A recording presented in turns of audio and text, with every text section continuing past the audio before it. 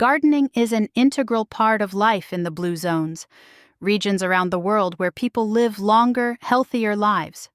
While diet, community, and lifestyle all play significant roles in their longevity, gardening practices stand out as a key contributor to their health and well-being. By understanding the unique gardening techniques used in these regions, such as organic farming, crop rotation, and sustainable practices, we can adopt similar methods to promote a healthier life in our own gardens.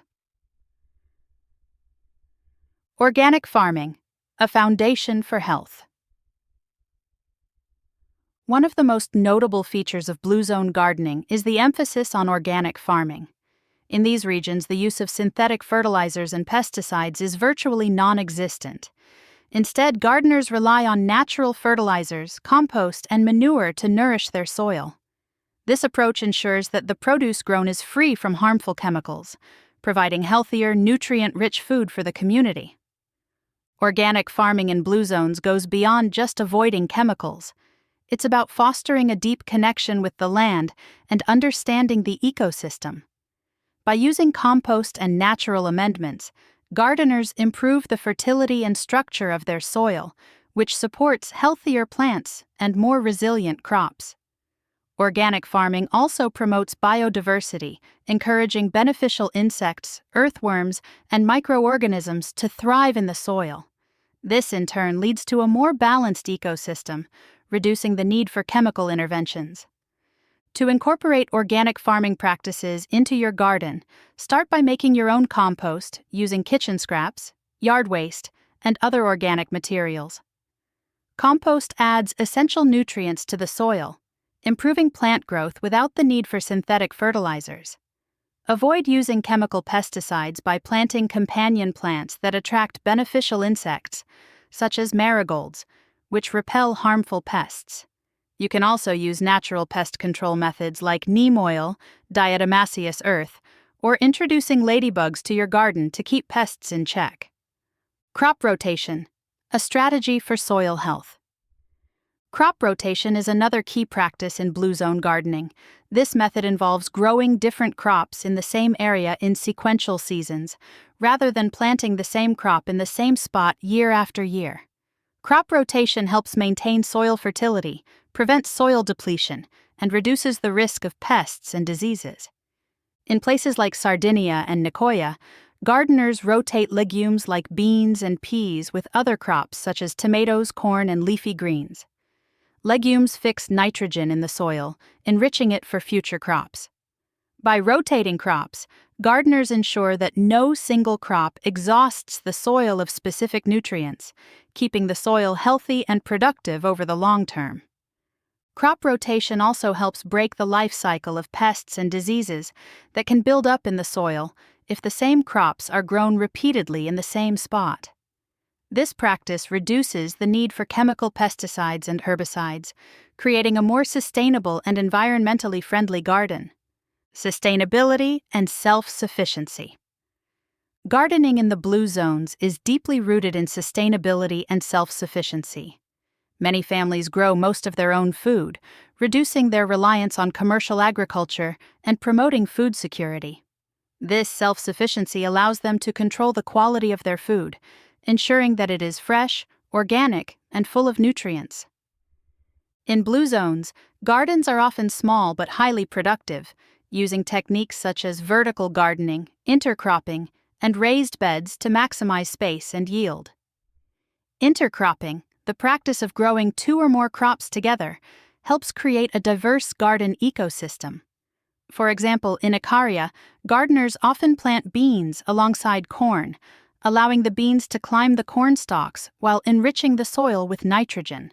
This efficient use of space increases biodiversity, reduces the need for artificial fertilizers, and promotes a more balanced garden ecosystem. Self-sufficiency in the blue zones extends to seed saving and exchanging within the community. By saving seeds from the previous year's harvest, gardeners preserve heirloom varieties and ensure a continuous supply of crops that are well adapted to the local environment. This practice strengthens food security and resilience against environmental changes. Water conservation techniques. In many blue zones, water is a precious resource, and gardeners have developed efficient water conservation techniques to ensure that their crops thrive even in dry conditions. For example, in Icaria, where rainfall can be scarce during the summer months, gardeners use mulch to retain moisture in the soil. Mulch helps prevent water evaporation, keeps the soil cool, and reduces the need for frequent watering.